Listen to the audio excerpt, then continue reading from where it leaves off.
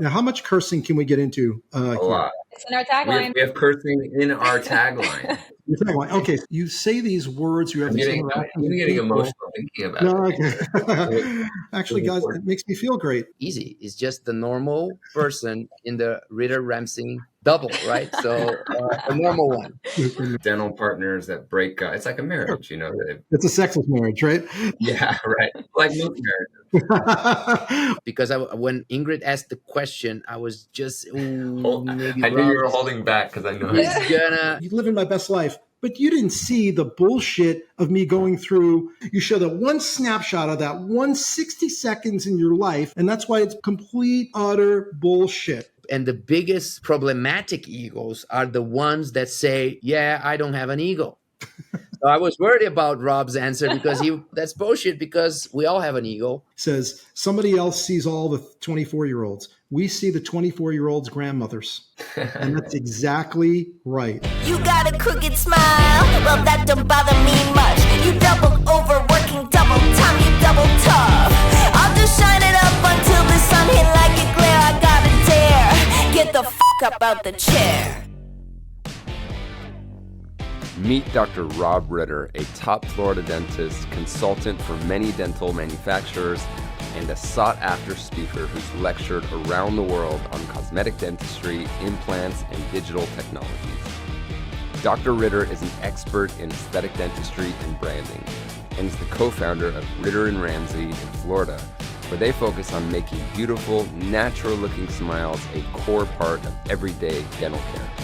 In this episode, we cover how dentists can use technology to make life easier and have better work-life balance, why it's important to create a strong, genuine brand and become an expert in a specific area of dentistry to run a successful practice, and why keeping your ego in check and communicating well are key to building lasting, successful partnerships in your dental practice. If you want to grow your practice while living a happy, balanced life outside of the office, this is one episode you do not want to miss.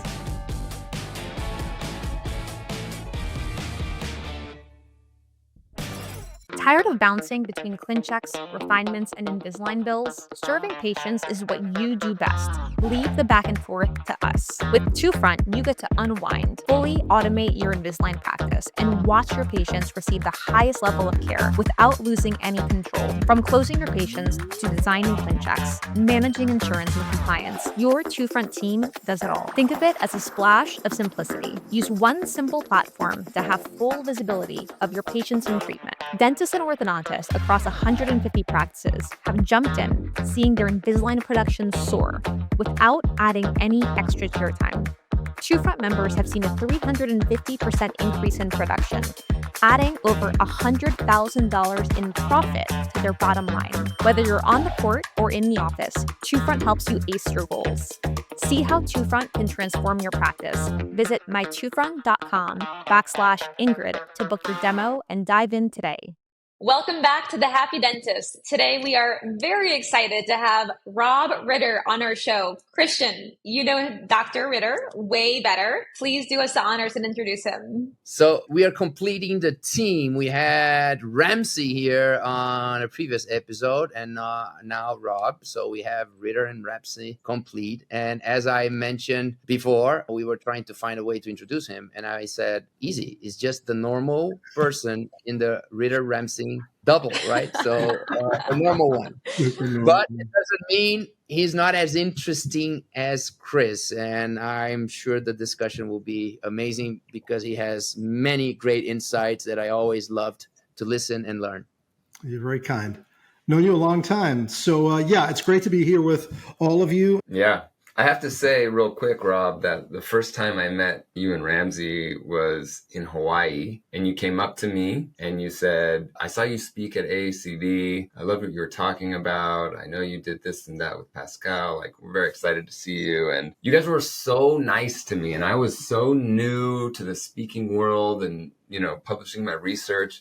And you guys were so welcoming. And over the years, both of you have really become mentors of mine. And I've text you and ask you questions about the industry. And I just want to say thank you, because it's really been a great relationship having you guys as friends. Well, thank you. And it's been easy. It's easy for people like you, Kyle, and knowing Christian for as long as I have. It's very, very easy to do because you're good people. And I've always considered myself very lucky in some of the things that have happened for me. And so why not, be a resource to people and help people out along the way? And I remember it not being very welcoming when I came to town, and I wanted not to portray that both locally and nationally. So it's great. It's great to be able to spend some time with both of you today. You and Chris met in Vegas, right? 16 years ago, something like this? No. We've known each other even longer than that. We've known each other 24 years. Oh, wow. Yeah, he came to town, and he was an associate in practice, a mutual friend of ours that worked for Ivoclar at the time, said, I got to introduce you to this younger guy. We meet, and we became fast friends. His deal to buy a practice fell through.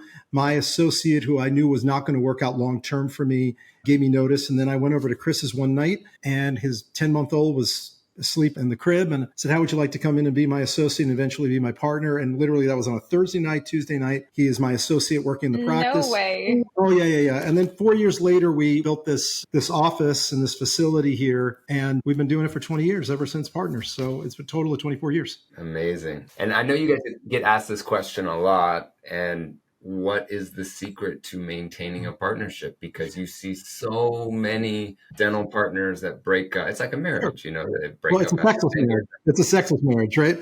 Yeah, right. Like most marriages. We get the question all the time, Kyle, and it really comes down to understanding that a dental partnership is based on two things. They fail for two reasons. They fail for money and they fail for ego, right? It's that simple. If you're going to nickel and dime each other to death, if one person disproportionately outproduces the other, if one person makes more money than the other, longevity is not going to be there. It's not going to be in the cards. And then the other side of it is we both know about, now how much cursing can we get into? A lot. It's in our tagline. We have cursing in our tagline. Yeah. Okay, so let's be honest here. We've both met a bunch of pricks along the way, and these assholes would never share the limelight, the stage, the notoriety with anybody else, both locally and nationally, if you know what I mean, Christian. Correct? So you have to realize the fact that some people might shine brighter than you, but you bring something else to the table. Maybe they have a different direction, a different purpose, a different meaning. It's all okay with me. If Chris has a bigger personality than me, I think he does. That's okay with me. I don't mind. I don't mind that at all. My thing has always been, what are we going to move the entity forward with? How are we going to continue to evolve, be better, be the best in town? Because our practice is the best in town. Our goal was not to be second best. Our goal was to be best, better than everybody else, constantly evolving, constantly changing, adding new things to it. And so if that's what the partnership is going to be, that's what it's going to be. And lastly, listen, I want people to understand, we have a great time. But there are times I want to kill him. And there are times he wants to kill me. I mean, it's just the way it is. We go away last weekend. We have a great time. But sometimes, I can't take it. Right. So, and he feels that way about me sometimes too, because we're two humans. We're into the middle and towards the end of my career. This is the way it's going to go. So if you understand that, those couple things going into it, you set yourself up for success, then you're going to be successful. If those two things are deal breakers, you shouldn't have a partner. I have to say, having a partner with my partner, Matt Najad, one of the best things about Matt, well, just like what you said, he and I will argue. We can get pissed off at each other. But one of the best things about Matt is he'll bring things up that need to be talked about, whether they're difficult, whether he knows he's going to offend me, all this kind of stuff. He'll bring it up. And even sometimes I'm like, fuck, I don't want to talk about this, Matt. But then afterwards, I'm so happy that he did, because we work it out. We go forward. Yep. And that's what we do too. Today, Ramsey said to me, there was something I bitched about. And then later he goes, you haven't answered me back on this, which means when you shut down, you say you want to think about it. That means you don't want to talk about it at all. I said, actually, it's not that. I do want to think about it. But a lot of times I've got so many other things going in my head. I can't remember the myriad list of things that we got to get through. And it's a lot. Because as you know, it's not just the practice. It's speaking, it's hosting our own course, it's working with manufacturers. It's constantly going. And so I can't remember everything. I'm not a human computer. I'm an older dentist now too. I don't function like I did 30 years ago. And I was young and full of young and piss and vinegar and all that shit. So yeah, that's the way it goes. I have a relationship like that with my right hand too, and it's the best thing ever. And I think there's two things that you said. One, there's no ego there, and two, what I say is you don't make assumptions. I think if you make assumptions about what other people are thinking, doing, the reasons they do things, instead of just asking directly, like, hey, why, blah blah blah. We are at war every single day, but because we just have no ego, we respect each other, and we just talk directly to each other. The relationship, it's like the best work relationship ever. Rob, I wanted to ask you, because this is something that Christian and Kyle and I talk about a bunch, with not having ego as being like key to success. Do you think that's something that you were born with, like not having an ego, where you can be like that in a relationship, or you develop that? Oh, first of all, if I said I don't have an ego, that'd be incorrect. Everybody that does what we do has an ego. Yeah, right. I learned that from Christian.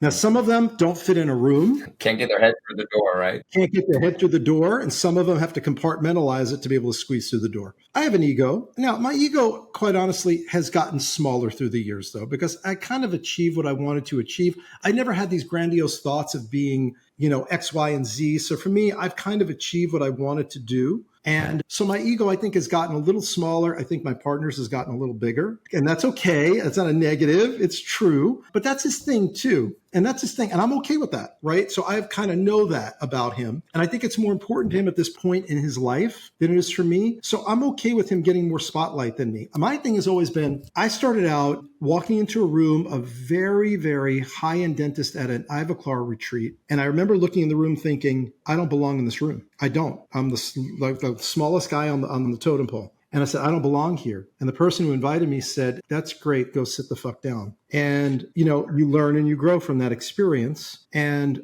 I always just didn't want to be, you ever heard the line, when you look around the room and you know who the chump is, it's you?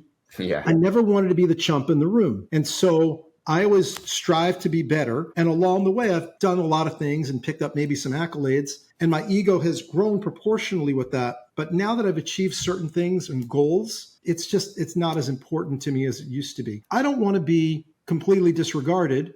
At the same time, I don't need to be put up on the pedestal kind of thing, because at the end of the day, I want to be like was to Kyle. I want to be able to walk up to people and go, hey, how's it going? The last couple of meetings I've been to, I'm welcoming new people. Hey, because, I'm in this profession now 31 years. There's going to come an end point. It's going to come to an end. Hopefully it's on my own terms and not taken away from me. And at some point, I got to pass it over to somebody else. So I want them to succeed. I mean, I don't want anybody to fail unless they're an asshole. Tired of bouncing between ClinChecks, refinements, and Invisalign bills? Serving patients is what you do best. Leave the back and forth to us. With TwoFront, you get to unwind, fully automate your Invisalign practice, and watch your patients receive the highest level of care without losing any control. From closing your patients to designing ClinChecks, managing insurance and compliance, your TwoFront team does it all. Think of it as a splash of simplicity. Use one simple platform to have full visibility of your patients in treatment. Dentists and orthodontists across 150 practices have jumped in, seeing their Invisalign production soar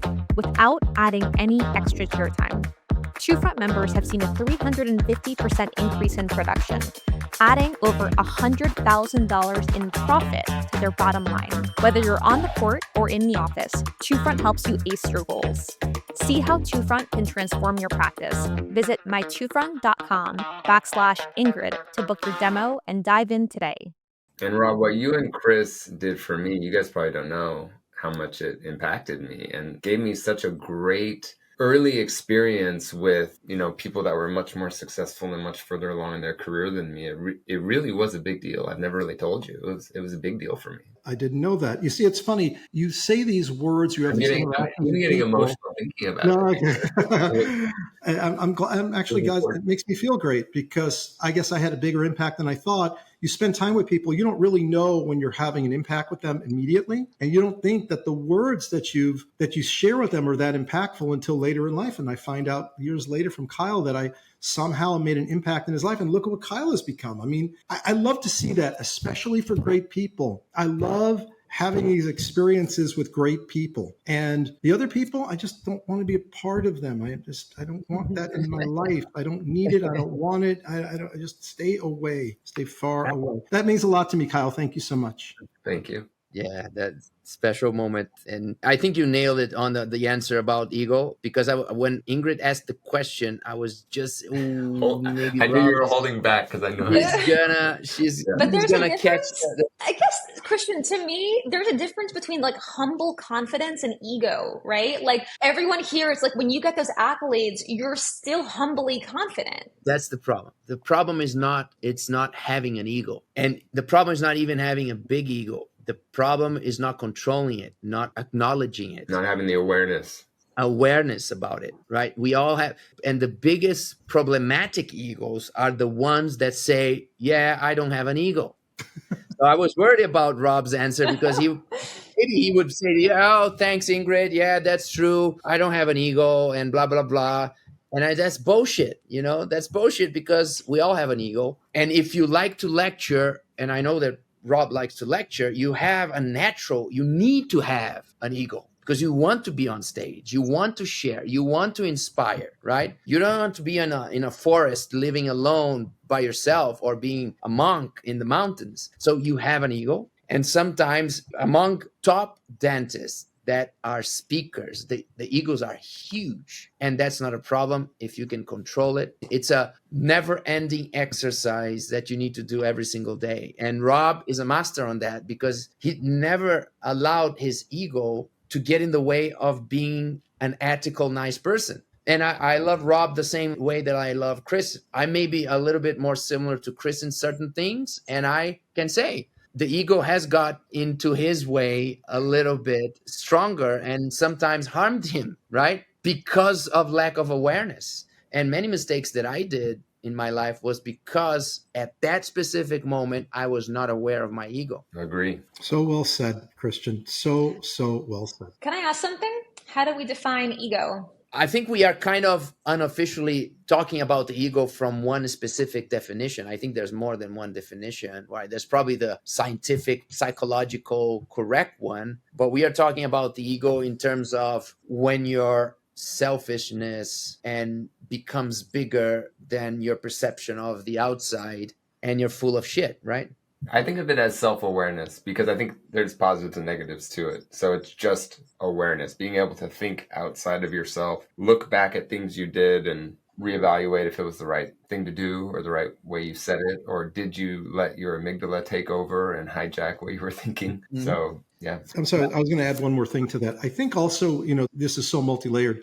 Taking care of yourself and thinking yourself is important is a good thing in a way. I use that energy now for my health. And my favorite patient who's no longer with me used to say, be selfish with your health. And so my ego about my health is like very, very important right now. Okay. But when that becomes more important than taking care of your loved ones or putting other people in front of you at different times, that's when your ego gets out of control. And when you get out of control, things seem to spiral downwards. And it's a hard thing in human life every day to balance everything that we've got going on. Taking care of oneself, taking care of your family, taking care of your business, taking care of your friends. I mean, it's almost unimaginable at the level that we operate every single day. So having that, and I hate the word balance because I think it's overused. It's like, I have a passion in dentistry, I have balance in dentistry, overused bullshit words. It's so much more nuanced and complicated than that. So that's kind of where I'm at right now in the last stages of my career. This, like I said, it's my 31st year of dentistry. I'm enjoying it more than ever before, but I've also made sure I've stayed within guardrails, and I've gotten blasted for that. Let's also say it. I've also gotten blasted for that, for sometimes people thinking I'm selfish, but without those guardrails, I'd be all over the place. I'd be all over the place. And I can't be that person. I don't want to be, what it is? I've never wanted to be considered a joke. Look, Christian knows this. When I came to town, I wasn't exactly warmly welcomed, Kyle. I don't think you know the story, and I'm not going to really go into it. And to my detriment, instead of focusing on certain things, I focused on others. And one of them was to gain respect of my local dental community, hence putting myself out there as a resource, learning, becoming members of these academies, striving for these goals to hit, so that I'd have these ridiculous accolades where you'd say, wow, Rob is really, he knows what he's doing. He has a great practice. He's a great dentist, blah, blah, blah. And looking back on it, I can't tell you that it was a smart decision. I did it for sometimes the wrong reasons, right? I think I could have, quite honestly, had a lot more money if I didn't focus on that. Who knows? I might have a super practice. I might have 10 practices. I don't know. But that wasn't my path. My path is kind of where I am right now. But what I learned in that process was you need to block out the outside world, focus on your goals, and what's it going to take to drive your goals to get to what you want them to be. And knowing along the way, they can change. They can change because it's a journey, not the destination. And it's harder than ever before to block everything out because we're living in the social media world where you're not just comparing yourself to your neighbors, you're actually comparing yourself to the world. Okay, so let's talk about that real quick, because that's what I partially lecture on these days is social media, right? Social media awareness. Most importantly, branding is my thing, is branding yourself. And being what I say, different, being authentic, being genuine, and being original, right? That's very, very important in branding right now. And I think, to me, creating your brand is everything to drive your goals in social media. Now, I also call Instagram Instasham, because the problem with Instagram specifically, and we'll focus on that one, is you take a picture of the new smile that you just inserted. Well, John Sorensen, one of the best researchers, says you better take a picture of that porcelain in the mouth because that's the best day it's ever going to have. But you never see these big shots post pictures 5 and 10 years down the line, because typically it doesn't look like it did the day they took that picture. I'm really good about posting 5, 10, 15, 20, 25-year post-ups. Yeah, is there micro leakage? Yeah, is some recession? Absolutely, but the restorations is still in the mouth, right? I'm proud of that. People take a picture. Look, I'm guilty of this too. I went to Capri. I was in the Isle of Capri for my big 60th birthday in July. I was there a week ago. Yeah, it was awesome, right? It's beautiful. And so you post on that picturesque beach with the parasols, living my best life. But you didn't see the bullshit of me going through, Istanbul airport and missing the flight. You don't see any of that bullshit along the way. You show that one snapshot of that 160 seconds in your life. And that's why it's complete, utter bullshit. It's complete and utter bullshit. That's why I love speakers like Joe Kahn. And, he shows like, look, I published this in 2000. I traveled around the world. I taught everybody and showed everybody how good I am. Then he has this story where the lady messaged me on LinkedIn 20 years ago. She went to India. She came back. And now, the implant's out here. The bone is up here. There's no papilla.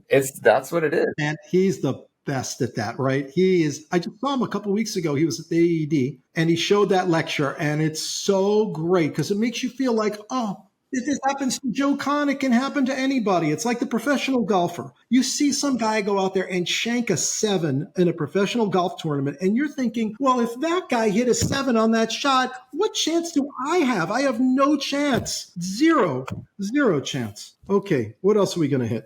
So Rob, I want to ask you, obviously you guys have the most incredible practice in your part of town. If you were to give dentists one piece of advice on branding, what would it be? Well, like I said earlier, you have to be authentic, you have to be genuine, you have to be original, do what you want to do. Don't listen to the outside world. Say, oh, you can't do that. I wouldn't do that. Don't listen to those idiots. I mean, those are typically people who either don't want you to succeed or are failures themselves. So move on from them. And then most importantly in dentistry, if there's something you like to do, get really good at it. Chris calls it, doesn't he say being great at your craft? I think is what Chris says. So if you focus and you want to be, the best at doing, I'm just going to make this up, single implants, then take the courses, work with the mentors. There's so many out there to get really, really good at that so that all of a sudden you build your reputation locally on that. Now, I don't want the reputation of having to do a single central.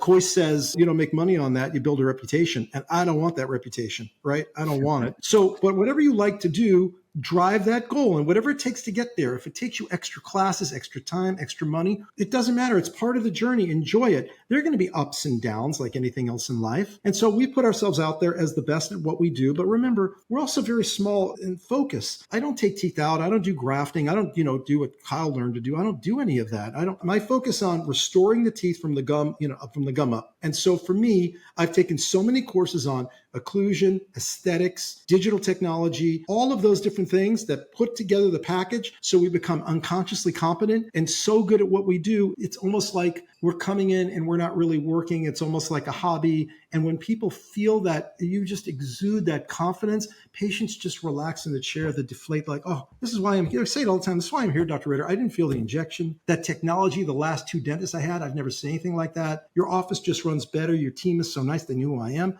Well, you think it's that difficult. It's not that difficult, right?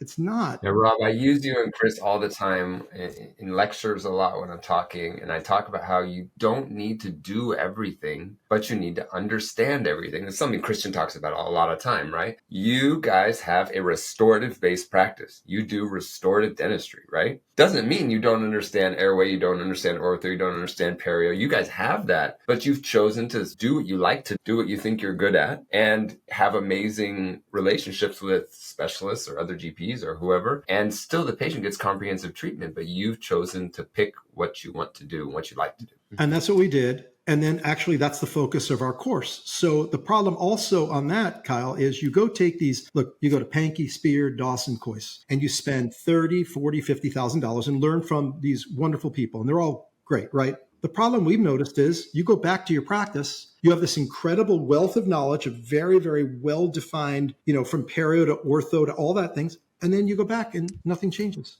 You don't implement anything that you learned. Your hands are tied behind your back. You don't know how to get started. You don't know how to talk to the patient. You don't know how to acquire a patient. You don't know how to transfer the information to your laboratory. You can't even globally look at the case and say, that patient's overclosed. I can't do 3 teeth. I have to open up the vertical and do an arm. You can't go back and do it. And so I feel like, okay, why are you going there then in the first place? Are you really going to learn to provide the best for your patients? Or, I hate to say this, but let's be honest, there are a lot of people that go to these places to be around like-minded people, to have a good time, but they have no intention of going back to their practice and actually using the skill set that, let's say, John gives you. So that's where the whole genesis of our course was. You come to our course anywhere along that journey, and I'm going to show you how to cut out all the fat, get the patients in your chair, talk to them, get them to move forward digitally, and do comprehensive dentistry in a very succinct way that you feel confident. Our biggest successes are the week after our course. You can't believe how many people will text us and say, I went back to my office. I just sold 24 units, upper 12, lower 12, utilizing what you told us to do. Not only did it pay for the course, you have the skill set now to move forward and do that over and over again. What is that worth? And quite honestly, there's nothing else out there like our course. There's not. And we did that deliberately so that nobody could say, well,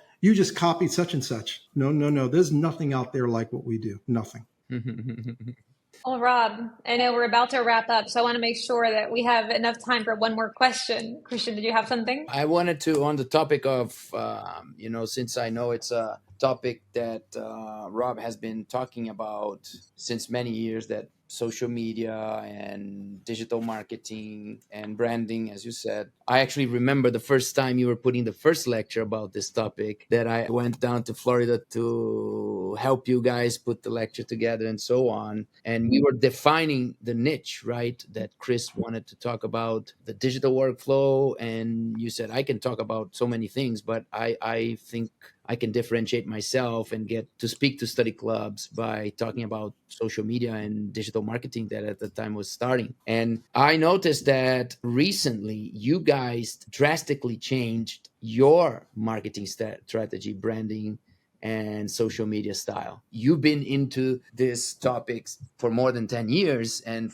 for the last 2 maybe years, you guys created a new strategy. What guided this new strategy? Why did you guys change the direction of your branding? What exactly did you do and why you did it? Great observation. So what happened was, Christian, again, to kind of narrowly define what we really wanted to do and drive that goal, if you call it, let's say, casting for fish. You ever hear, if you show me your bait, I'll show you the type of fish you're going to catch? Well, I said, we're too broad right now. I want to narrow this down even further. I'm not looking for the new patient that comes in with a broken tooth. I'm looking for the patient that comes in that's worn down all their teeth, and they want solutions to their problem. Irregardless of what some of my friends say about phasing cases and they don't have the money. I was just sitting next to Bill Strupp last weekend, and Bill says, Ritter, because I love what you guys are doing, because they're coming for Ritter. They're coming for Ramsey. They're coming for Strupp. I go, that's right. He goes, because you're really good at what you're looking for and how to solve the problem. And people want the best, they will find you. And so I said, let's dial that in. So like anything else, you're turning the knobs and really dialing it in to get that best signal along the way.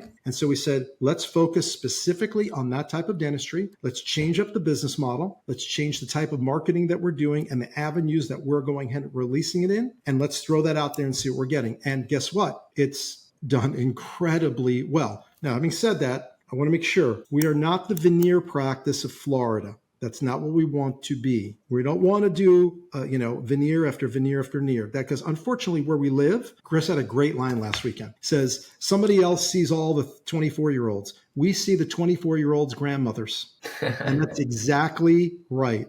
We see the grandmothers who are now 65, 70, 75 years old with destroyed dentitions that want to rebuild it and have great longevity with their teeth so they can masticate their food, have a great lifestyle here in Florida.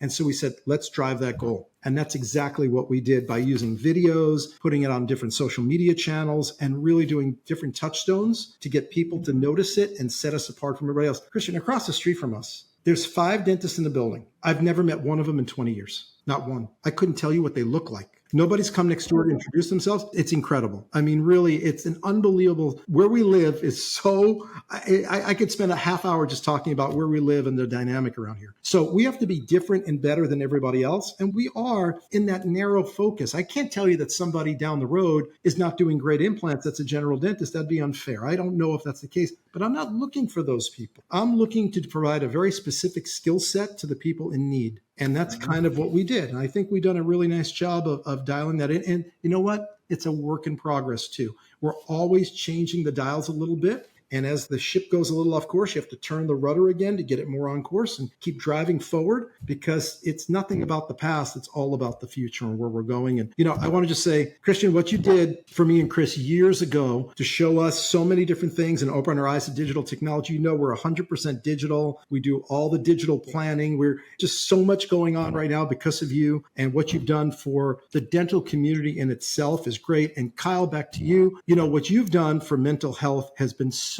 needed for so long. It's like the one thing in dentistry nobody talks about and yet has always persisted. It's like the thing you don't want to talk about under the cover. And you're doing a great job with that. And it's a pleasure to know both of you. And Ingrid, great to spend a little bit of time with you as well. Hope to get to spend some more time. I hope to come back and do this again with you for a little bit more extended time and hit some other topics, but it's great. Yeah, let's plan another one. We have to. Thank you so much, Rob, for joining. Thank you very much. Before we wrap, where can people find you? Oh, well, obviously for me personally, it's Dr. Rob Ritter on Instagram. You can find our practice at ritterramsey.com, or you can go to our course, which is www.theprotocollive.com, theprotocollive.com. There's information about the course. You can sign up for the course there, and we're a resource for people. That's kind of what it comes down to now. Amazing. Well, thank you again for joining, and I'm very excited for round 2 of this. Me too. Let's do it. Hope to see you in person, Rob, soon. Yeah, Christian, it's been way too long. Do I have to come to Madrid? You should. You should visit us here. Thank you, Rob. man. Thank you, Rob. Have a great day. Thanks, everyone. Get the f*** up out the chair. Whoa.